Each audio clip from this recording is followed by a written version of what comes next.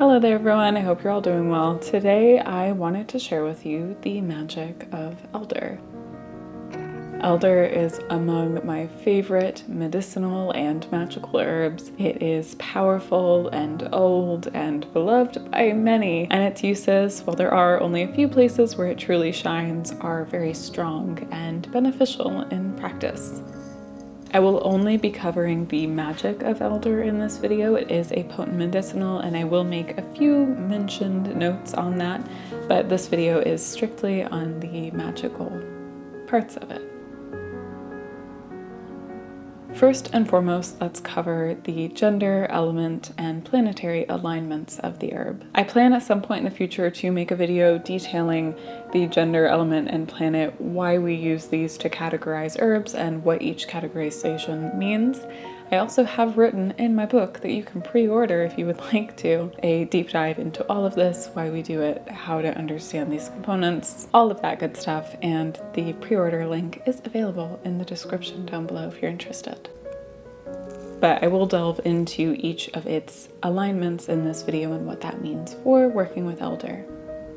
Elder is noted as a feminine herb, and I have found this to be very true. Due to these ties, we can see it as a passive, nurturing, adaptive, and patient herb.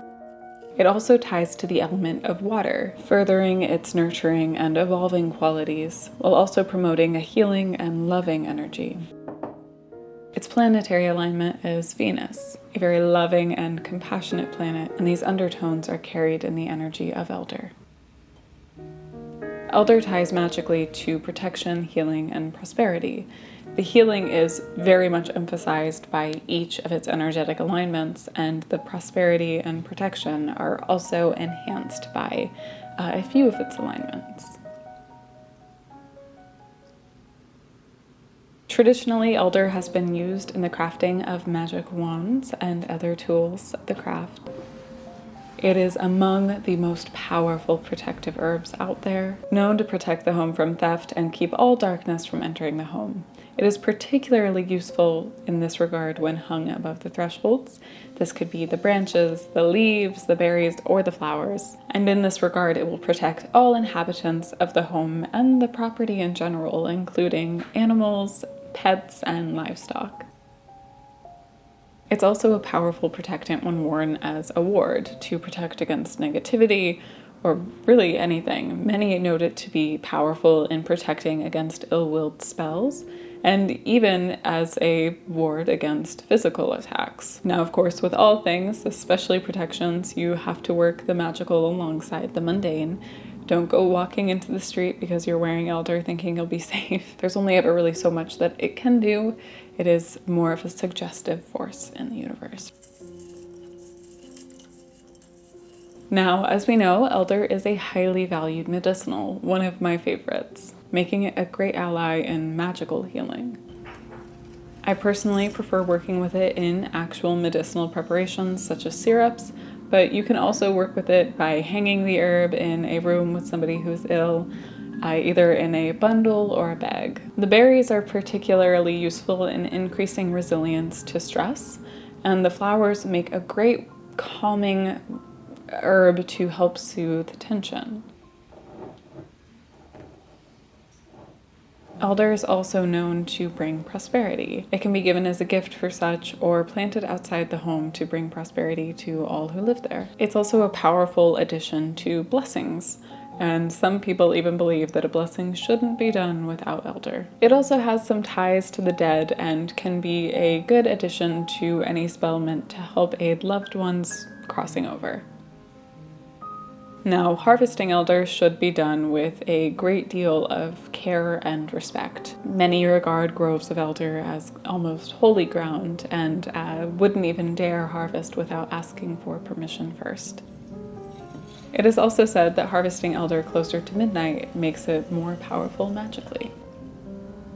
All in all, it is a wonderful medicinal and magical herb, and I use it constantly throughout practice. But as with many herbs, there are some precautions that you need to keep in mind. Elder contains a toxic constituent throughout the entirety of the plant, though the concentrations are lower in the ripe berries and flowers. However, it is still enough to make you very sick, So you need to cook or dry the ingredients fully before ever attempting to ingest them. This destroys the compounds and makes it safe to utilize internally. So again, never ingest the raw berries. Make sure to prepare them right, and I recommend only using the berries and flowers. I do believe that there are some indigenous communities that work with the leaves and the roots, but the preparation for working with them is not something I am familiar with, and it's not something I would recommend trying unless you are trained in the proper ways to do so. Besides, the berries and the flowers offer a great amount of medicine and working, and I don't personally feel a need to expand further into the other parts of the plants that contain more of this not so great compound. So before use, be sure to research and make sure you know what you're doing before trying to do anything internally with the berries.